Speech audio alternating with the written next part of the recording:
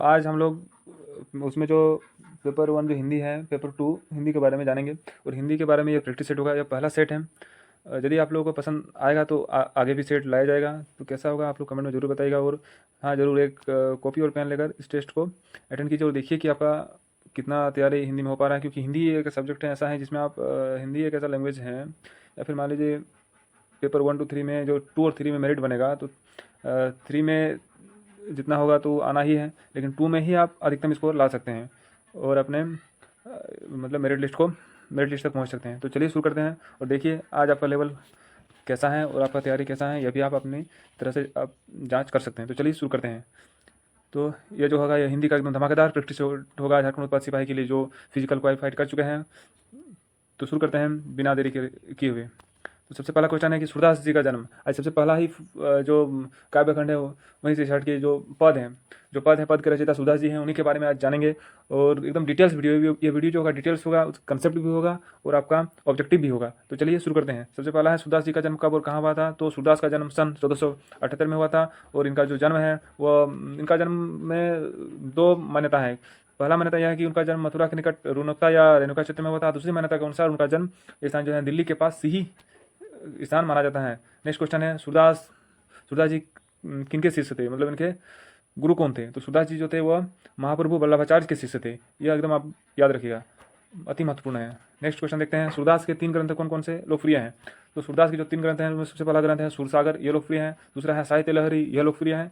और तीसरा है सुर सरवली, यह लोकप्रिय है। इन तीनों में यदि बोलेंगे सबसे लोकप्रिय कौन है तो सूरसागर ही सर्वाधिक लोकप्रिय हुआ है इन तीनों में से। तो चलिए और जानते हैं सूर वात्सल्य और श्रृंगार के श्रेष्ठ कवि माने जाते हैं। सूर जो है वात्सल्य और श्रृंगार के श्रेष्ठ कवि माने जाते हैं। ये भी पॉइंट आप याद रखिएगा। नेक्स्ट है उनकी कविता में ब्रजभाषा का निखरा हुआ रूप, ये निकला नहीं है, निखरा हुआ रूप देखने को मिलता है। निखरा हुआ रूप है जो देखने को मिलता है, निकला नहीं है। ये आप थोड़ा करेक्शन कर लीजिएगा, वो निकला हो गया है गलती से, वो निखरा हुआ रूप देखने को मिलता है होगा, ये आप करेक्शन कर लीजिएगा थोड़ा, निखरा होगा, निखरा हुआ रूप देखने को मिलता है। नेक्स्ट है सूरदास का निधन कब हुआ था। तो सूरदास का निधन 1530 ईस्वी में पारसोली में उनका निधन हो गया था। यह पॉइंट आप याद रखिएगा। नेक्स्ट है पद। सूरदास जो लिखा है, सूरदास जी ने वो क्या लिखा है, पद। तो पद के रचयिता कौन है, तो पद के रचयिता सूरदास जी ही हैं। इसमें जो पद के रचयिता है, इसमें जो है सूरसागर के भ्रमर गीत से 4 पद लिए गए हैं। सूरसागर के भ्रमर गीत से 4 पद इसमें लिए गए हैं। सूरसागर के भ्रमर गीत से कितने पद लिए गए हैं, तो सूरसागर के भ्रमर गीत से 4 पद लिए गए हैं। और 4 हर एक मतलब पद में आपको 5 लाइन करके जो है वो देखने को आपको मिलेगा। नेक्स्ट है यह जो है तो किसके बारे में बताता है, तो यह जो है कृष्ण ने जब मथुरा जाने के बाद, जब कृष्ण चल गए थे वृंदावन से मथुरा, उनके बाद जब वो स्वयं ना लौटे थे और वह अपने जो दोस्त हैं उद्धव के जरिए गोपियों के पास संदेश भेजा था, उसी के बारे में यह वर्णना करते हैं। पूरा जो पद है उसके बारे में जो सूरदास जी ने लिखा है। नेक्स्ट क्वेश्चन देखते हैं, पद कविता में बड़भागी किसे कहा गया है। तो पद कविता में जो है, या फिर पद कविता नहीं बोल के काव्यखंड भी बोल सकते हैं, तो इसमें बड़भागी किसको कहा गया है। तो बड़भागी जो है किसको कहा गया है, मतलब भाग्यवान किसको कहा गया है। तो इसमें भाग्यवान किसको कहा गया है, आपके सामने ऑप्शन भी है, उद्धव को, कृष्ण को, ना गोपियों को, ना इनमें सभी को। तो आप लोग बताइए कि पद कविता में बड़भागी किसे कहा गया है। तो पद कविता में जो बड़भागी है वो किसको कहा गया है, ये आप लोगों को बताना होगा। तो टेक्निकल फॉल्ट आ रहा है।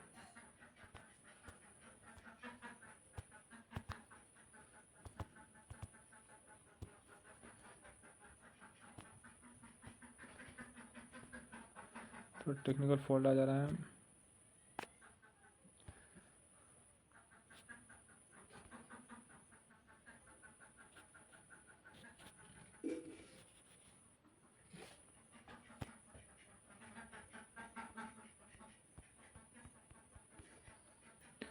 तो पद कविता में बड़भागी किसे कहा गया है। तो पद कविता में जो बड़भागी हैं वो किसको कहा गया है, इसको आपको बताना होगा।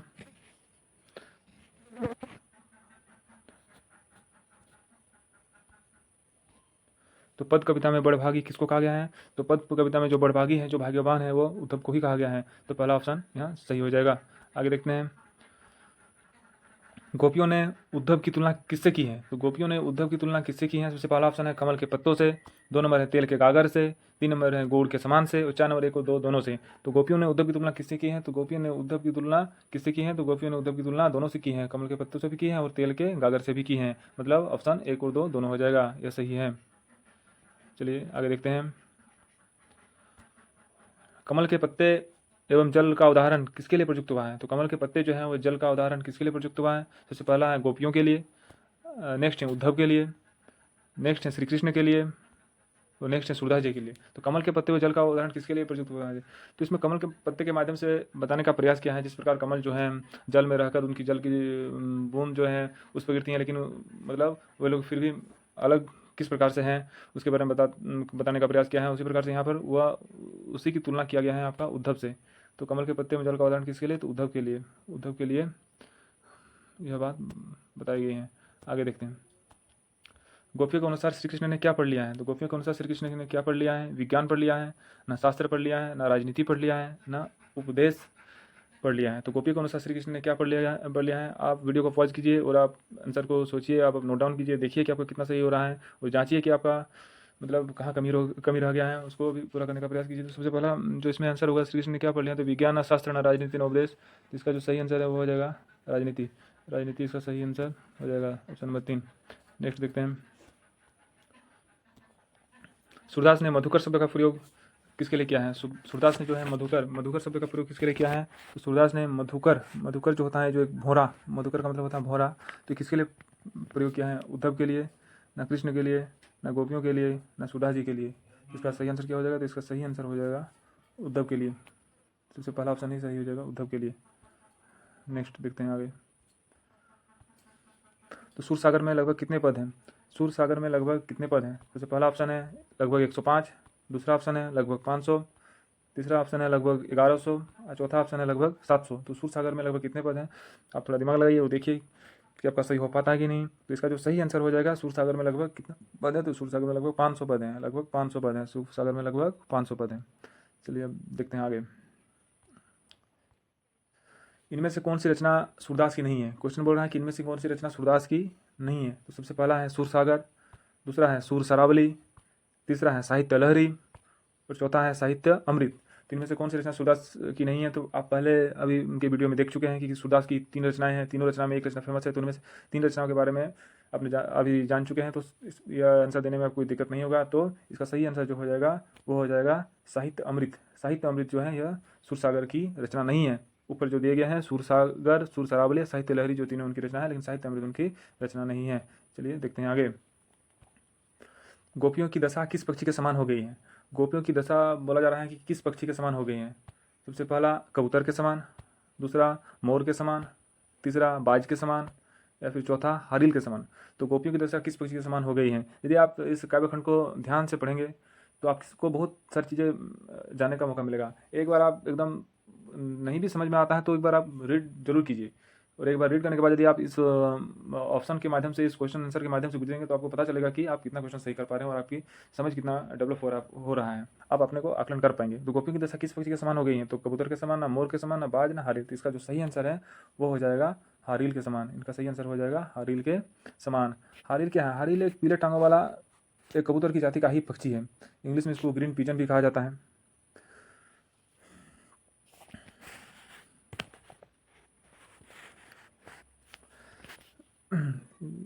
यह जो होता है यह पेड़ों की एक मतलब लकड़ी को हमेशा मतलब पेड़ों में बांधे हुए ही रखता है। इसके बारे में ऐसी मान्यता है, फिर वैसे बोला जाता है। हारिल एक पक्षी है जो अपने पेड़ों में सदैव एक लकड़ी लिए रहता है, उसे छोड़ता नहीं है। पुरैनी पात, पुरैनी पात का अर्थ क्या होता है? तो पुरैनी पात का अर्थ क्या होता है? 1-2 वर्ड आपको देखने को मिलेगा, ब्रज भाषा में लिखा हुआ है। तो पुरैनी पात का अर्थ क्या होता है? गुलाब का पत्ता, ना सूरजमुखी का पत्ता, ना कमल का पत्ता, ना आम का पत्ता। तो पुरैनी पात का क्या अर्थ होता है? तो पुरैनी पात का जो अर्थ होता है वह कमल का पत्ता, कमल का पत्ता इसका अर्थ होगा। उद्धव द्वारा दी गई योग संबंधी शिक्षा को गोपियाँ कैसा बताती हैं? उद्धव द्वारा जो योग संबंधी शिक्षा दी गई थी गोपियों को, तो वह उसको कैसा बताती हैं? ऑप्शन नंबर 1 हारिल की लकड़ी के समान, ऑप्शन नंबर 2 गुड़ के समान मीठी, राजधर्म योग्य, ना कड़वी ककड़ी के समान। तो थोड़ा आप सोचिए और देखिए कि क्या होना चाहिए इसका आंसर। तो उद्धव द्वारा दी गई जो संबंधित शिक्षा जो है गोपियों उसको कैसा बताती हैं, तो उसको गोपियाँ बताती हैं, कैसा बताती हैं, तो उसको गोपियाँ बताती हैं एकदम कड़वी ककड़ी के समान, कड़वी ककड़ी के समान उसको बताती हैं। नेक्स्ट क्वेश्चन देखते हैं। गोपियाँ स्वयं को क्या मानती हैं? अबला मानती हैं, न चतुर मानती हैं, न कपटी मानती हैं, न इनमें से सभी। तो गोपियाँ स्वयं को क्या मानती हैं? तो गोपियाँ स्वयं को जो है इनमें से सभी तो होगा नहीं, ये तो नहीं मानती हैं। अबला, अबला मानती हैं, न चतुर मानती हैं, चतुर तो मानती नहीं, ये भी नहीं होगा, कपटी भी नहीं होगा, तो अबला, अबला सही हो जाएगा। गोपियाँ स्वयं को क्या मानती हैं? तो अबला मानती हैं। नेक्स्ट देखते हैं। प्रीति नदी में कौन सा लंका लगा हुआ है? प्रीति नदी में कौन सा लंका लगा हुआ है? यमक, ना रूपक, ना अनुप्रास, ना उपमा। तो प्रीति नदी में कौन सा लंका लगा हुआ है? यदि बात करें कि प्रीति नदी में कौन सा लंका लगा हुआ है, तो यह इसके रूप की तुलना की थी तो रूपक हो जाएगा। तो इसका आंसर सही हो जाएगा रूपक। तो इसका आंसर सही हो जाएगा रूपक। नेक्स्ट देखते हैं। गोपियों के अनुसार श्री कृष्ण अपने किस कार्य द्वारा उन पर अन्याय कर रहे हैं? अपने किस कार्य द्वारा उन पर अन्याय कर रहे हैं? गोपियों के अनुसार श्री कृष्ण अपने किस कार्य द्वारा उन पर अन्याय कर रहे हैं? सबसे पहला है बिना बताए मथुरा जाकर, राज धर्म की बात करके, रोई रोई उनके सपनों में आकर, योग का संदेश भिजवा कर। तो उन पर उनका जो अन्याय कर रहे हैं या आप बता सकते हैं यदि आप पढ़े होंगे काव्यखंड को, तो यह योग का संदेश भिजवा कर, जो संदेश भिजवाए थे योग का संदेश उद्धव के माध्यम से, वो भिजवा कर वो अन्याय का काम कर रहे हैं, यह गोपियों ने कहा है। गोपियाँ कृष्ण के प्रेम में किस प्रकार डूबी रहती हैं? ऑप्शन नंबर 1 पत्तों की भांति, जैसे चींटियाँ गुड़ से चिपक जाती हैं उसकी तरह, अनुभूति की भांति, या फिर इनमें से कोई नहीं। तो गोपियाँ कृष्ण के प्रेम में किस प्रकार डूबी रहती हैं? तो यह इस काव्य हमने बताया गया है कि जैसे चींटियाँ गुड़ से चिपक जाती हैं उसी प्रकार से कृष्ण का जो या फिर गोपियों का जो प्रेम है वो कृष्ण के प्रति है। तो ऑप्शन नंबर 2 इसमें सही हो जाएगा। Option number 2।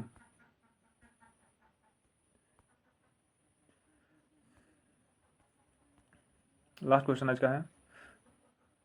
गोपियों के अनुसार राजा का धर्म क्या होना चाहिए? ऑप्शन नंबर 1 राजा किसी भी स्थिति में प्रजा को नहीं सताता है। ऑप्शन नंबर 2 प्रजा को दुखी नहीं करता है। ऑप्शन नंबर 3 प्रजा की रक्षा करता है। ऑप्शन नंबर 4 इनमें सभी। तो गोपी कौन सा राजा का धर्म क्या होना चाहिए, यह आप कमेंट बॉक्स में इसका आंसर देंगे और बताएंगे कि इसका सही आंसर क्या होना चाहिए। और आपका इतना क्वेश्चन में कितना सही हो पा रहा है, कितना सही बन पा रहा है, वो भी आप कमेंट बॉक्स में जवाब दीजिएगा। और आप यह जरूर बताइएगा कि आपको किसी एक टॉपिक का प्रैक्टिस सेट चाहिए या फिर पूरा मिक्स क्वेश्चन का प्रैक्टिस सेट चाहिए। यदि आपको इस वीडियो में कुछ सीखने को मिला है तो लाइक सब्सक्राइब जरूर कीजिएगा और कमेंट में ज़रूर अपना प्रतिक्रिया दीजिएगा कि आगे कैसा होना चाहिए। क्योंकि ये जो है जो एग्ज़ाम क्वालिफाई कर चुके हैं और जो 10th लेवल का जो सिलेबस है JSSC का, उसके लिए एकदम काफ़ी अच्छा कारगर रहेगा और यह काफ़ी आप लोगों के लिए अच्छा साबित होगा। तो आज के लिए इतना ही। फिर आगे की वीडियो के लिए आप लोग चैनल को सब्सक्राइब कीजिए, लाइक कीजिए, शेयर कीजिए। आप लोगों ने इतना देर तक इसको वॉच किया, इसके लिए आपका बहुत बहुत धन्यवाद।